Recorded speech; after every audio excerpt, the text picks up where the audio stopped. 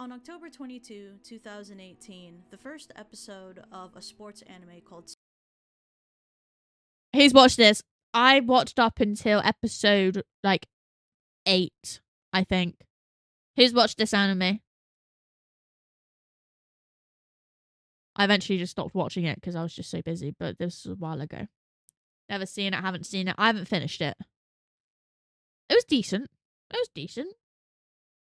I haven't finished it though. So if I was going to finish it, I'd have to rewatch it because I don't remember jack shit about it though. All I know is some archery type shit, I'm pretty sure. So Tsurune airs on television. People from all over Japan become quick fans of this show. It is about a young man who loses his passion for archery. Episode 5 airs on television, and there's a particular scene that plays for about 2 minutes and 25 seconds that you can easily find on YouTube. The scene features 2 of the characters that go into a grocery store buying discounted meat. In the grand scale of the story, this scene doesn't really particularly play a big part in it, no, and not can really. be easily forgotten by most casual users. However, if you do manage to find this on YouTube, the first comment that you'll probably see is that this tends to be the darkest scene in anime. And they were right. Little would anyone have known while watching this episode that 8 months later after its release, this simple 2-minute and 25-second innocent scene would have been the catalyst for the anime industry's darkest moment in its entire history and in Japan's modern history.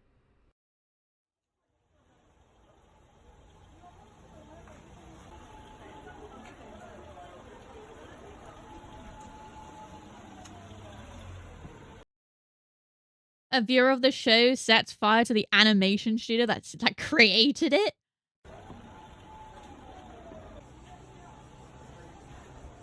Holy shit. Nah, sure. Is that actual? I don't think that's actually. That is not actual. That ain't it. That ain't that. Surely. I put gasoline on them and lighting fire. What the?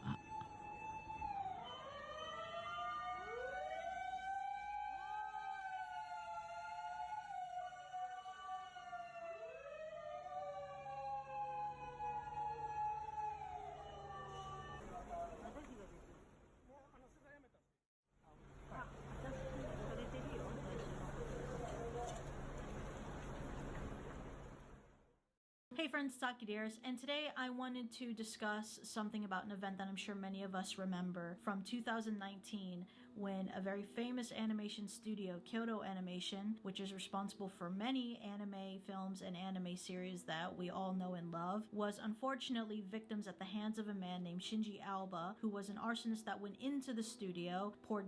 I recognize that guy's face. I haven't actually heard about this completely. Crimson remembers it. Japan, is this the one that you think it might be? Possibly. This is crazy. Just because that one scene? That one scene triggered this all. What the fuck? This was very big at the time. I don't think to be honest, I've never been one to keep up with the news, so I'm not surprised I didn't know about this. gasoline and took the lives of over 36 of its staff members, making this one of, if not the worst mass murder in not only the anime industry, but in Japan's modern history. Now, again, this happened in 2019, and many of you may be wondering, why am I making a video about it so many years later? That is because as of January 2025, this year, this chapter has been officially closed due to some updates, and I figured that now that it's officially closed, that I explain some things that I was researching of the motivation behind the attack up to what was going on behind the scenes and some conversations that were going on between the arsonist and some people that were around the case. So let's just go into the very beginning with Shinji Aoba and what drove him to do what he did. So Shinji Aoba was a crazed otaku who was obsessed with anime, and he submitted a novel to a competition that is run by Kyoto Animation, where they look for several people all around Japan to submit novels and to submit ideas that could potentially be part of their projects, whether it be anime series or films. And according to Shinji Aoba, he decided to submit his novel into this competition. Now, cut to, an anime comes out called Tsurune, And I personally have never seen this anime, but there's apparently a scene that is about 2 minutes and 25 seconds long where there are two characters at a grocery store buying discounted meat. Now, when I first saw this scene, to be honest, there's not really anything in this scene that stuck out to me. It's really just two kids that are buying discounted meat, and it's a very basic kind of conversation that doesn't last very long in the anime, and it's actually very forgettable. But unfortunately, the man Shinji Alba would disagree heavily. He was convinced that this specific scene was taken from his anime, which infuriated him so much that he wanted to take out his frustrations and resentment on Kyoto Animation and everyone in it. Okay, so man's had an idea. He thought that they'd stolen his idea and put it in this tiny fucking like 2 minute something second fucking scene. Stole his idea and just put it into an anime. And then he then proceeds to go to the studio and then kill what, 36 people? What the fuck? How can man be so fucking unhinged? Oh, just bro. Now, this next part will go into the graphic detail of what happens. Alba buys 40 liters of gasoline from a gas station a few days before the attack. 40 He rents a car liters? to transport the gasoline in two large containers. He bought lighters and kitchen knives, which were possibly used for self-defense or further attacks. Now, around 10:30 a.m., on July 18th, 2019, Alba arrived at Kyoto Animation Studio 1. He forced his way through the front entrance where many employees were working. Upon entering, he shouted the word "die" and started pouring gasoline around the lobby. Alba ignited the gasoline using a lighter. The gasoline vaporized rapidly, causing a fireball explosion and engulfed the entire first floor almost instantly. The fire spread up the stairwell due to the chimney effect, trapping My many god. employees on the upper floors. Many employees tried to run upstairs but got trapped due to the rapid spread of fire and smoke. 36 people lost their lives, with many found near the stairwells and windows where they had tried to escape. 33 others were injured, including severe burns and respiratory injuries. Alba himself suffered third-degree burns but survived. Some people Fucking. who were He would have preferred that he fucking died. I mean, I hope that this wraps up pretty well. Was there no security? By the sounds of it, no.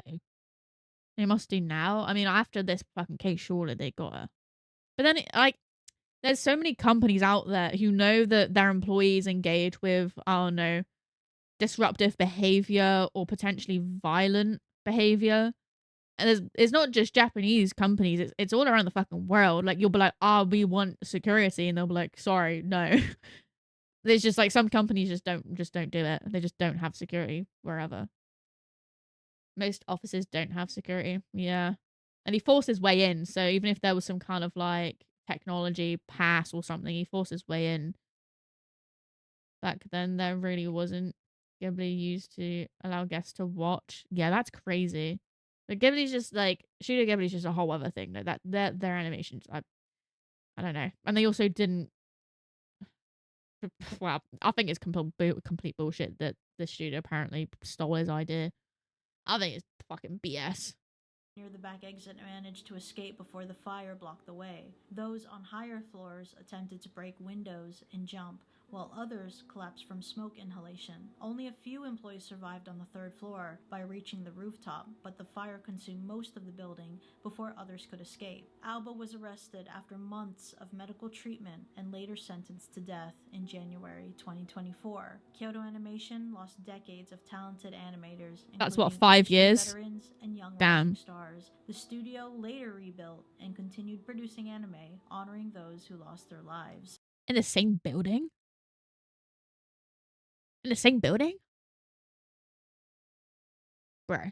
Now, during the investigation, one of the most interesting things that happened through this was that Kyoto Animation was looking through their submissions for the competition and turned out that Shinji Alba never actually submitted his novel into the competition, leading What?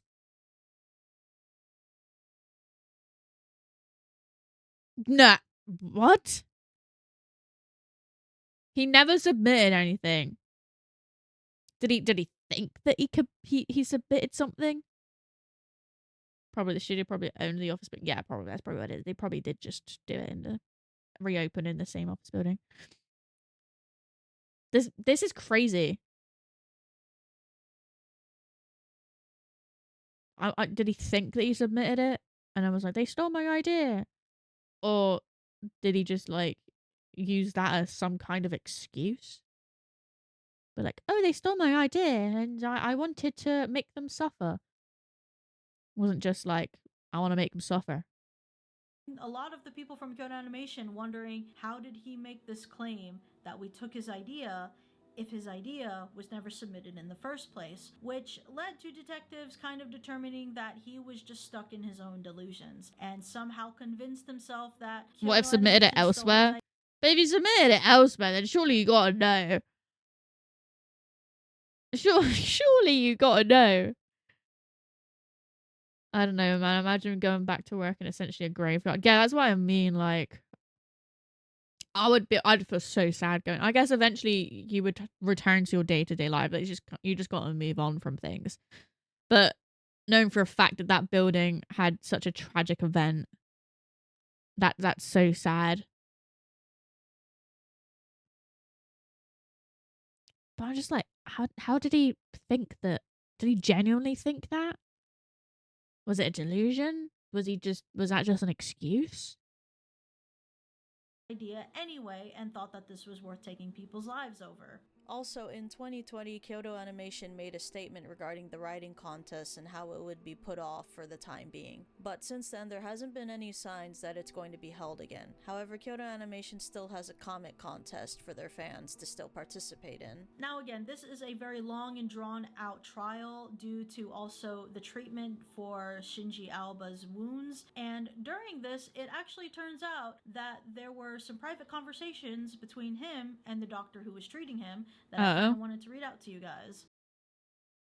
I felt a bit reluctant, but I thought it might be worth it, aka saving him, for those affected by it and their families. ご家族と被害に遭われた方とそのご家族のためには、We absolutely must not let him escape death. その思いが強くて、 That feeling was very strong. 容疑者を死なしちゃい We けない。 must not let.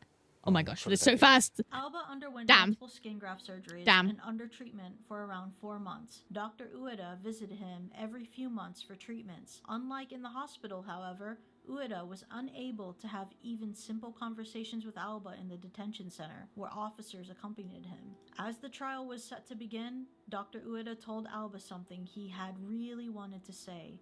You may face harsh and difficult things ahead, but don't look away. Face them.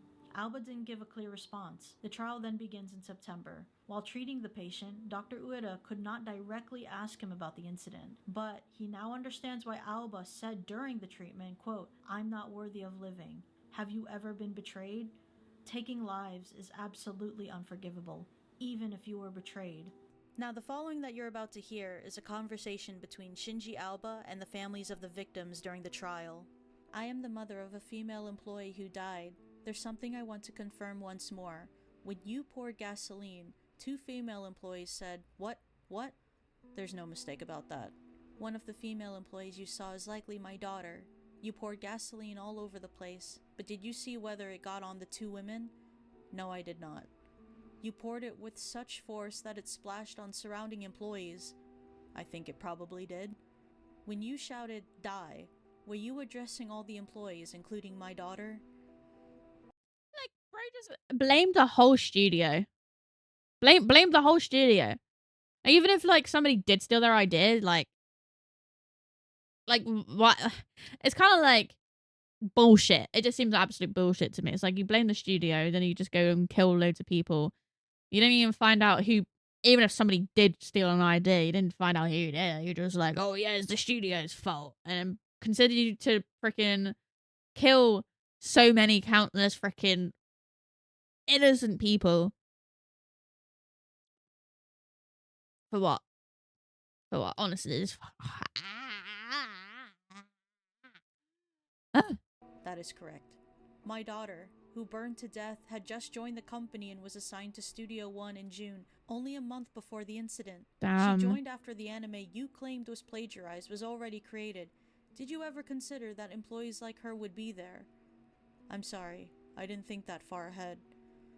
Alba believed that he was interacting with a female director at Kyoto Animation through an anonymous message board on 2chan, and he developed a one-sided romantic attachment to her. However, after being mocked on the board as a rapist by the supposed female director, he became reckless and further claimed that despite his novel being rejected from the Kyoto Animation Awards, the company and the female director had stolen his ideas, which led him to commit the crime. Hello, Di. Welcome in. The man is just fucking crazy. And he's a despicable human being, is what we're getting at. You mentioned hesitating before committing the crime and feeling pains of conscience. Did you not think about the victims at all?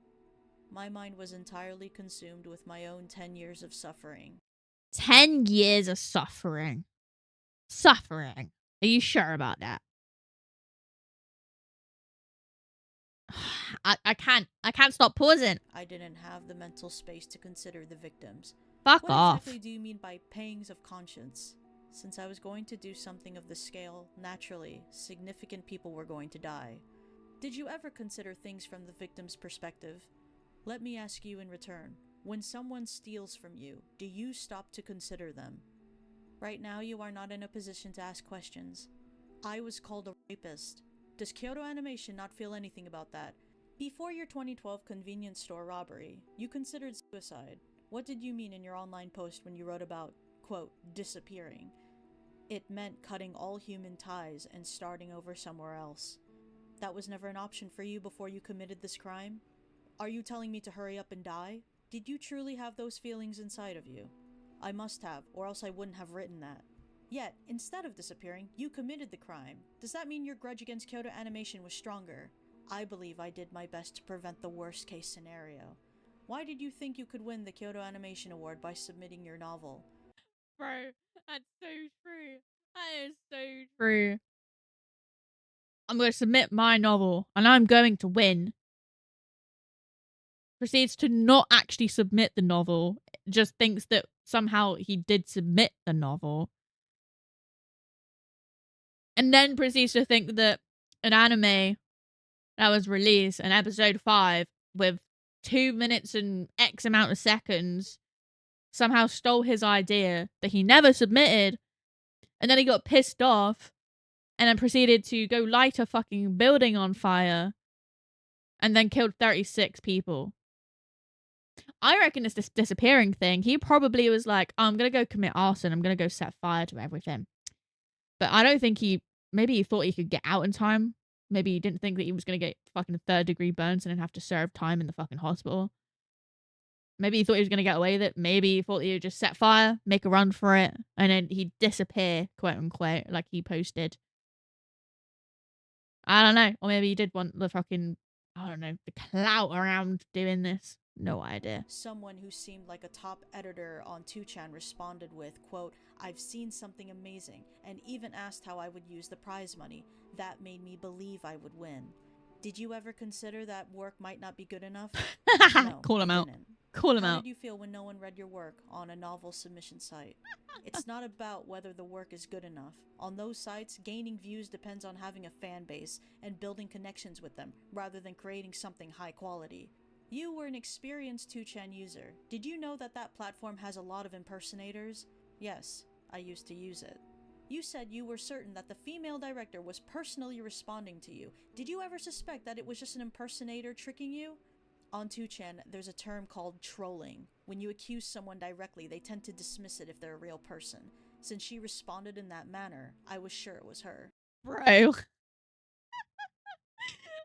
That's his defense. That's his defense. Are you who you say you are? Are you who you say you are? Yes. Well, it must be you then. It must be. I believe you. What bullshit. I think it's quite clear to everyone who heard this trial that Alba's sympathy extended the length of a teaspoon. Not even that. 言葉も使ってたような自分が悪いんじゃなくて何かこう被害者的なものの言い方をしてたように聞こえました。 Even after taking so many lives from Kyoto Animation and hearing the families, Alba remained convinced that he was still in the right and the victim in all of this. Now, on a separate article, I wanted to read the apology that was read by Shinji Alba in court. I can only say, I'm sorry. Bullshit. I take the incident seriously, but to be honest, I can't deny that I often turn a blind eye to the magnitude of what I did. It's because you're a piece of I shit. should pay for my crime with that. Now, at this point, it's 2023, and reading that apology, it doesn't sound like that Shinji Alba at this point was really accepting what he did fully. It didn't really seem like he was grasping the magnitude of what he did. I think a lot of that probably is thanks to the doctor pushing him. It might have been very possible that Shinji Alba would have not given any sort of apology at all. Before setting the animation studio on fire, Alba had apparently hesitated, wondering whether he should proceed with the attack. Ueda imagines Alba must have reached to that fateful day while bottling up his worries. Now, the following is the last thing that the doctor says with Shinji Alba. What if I had told you not to commit the crime? The doctor asks during treatment. Alba then replies, I don't think I would have done it. 京都アニメーション放火殺人事件の裁判で、京都地裁は先ほど青葉真司被告に対し死刑判決を言い渡しました。 Shinji Alba, at 46 years old, was sentenced to death in January 2024 by the Kyoto District Court as sought out by the prosecution. He was convicted of murdering 36 people and attempting to murder 34 others in the arson attack at the studio in Kyoto on July 2019. However, immediately, Shinji Alba's legal team decided to push back and request for the judge to reconsider, claiming Shinji Alba as insane and not in the right frame of mind during the attack. This added over a year's worth of more tedious and scheduled trials.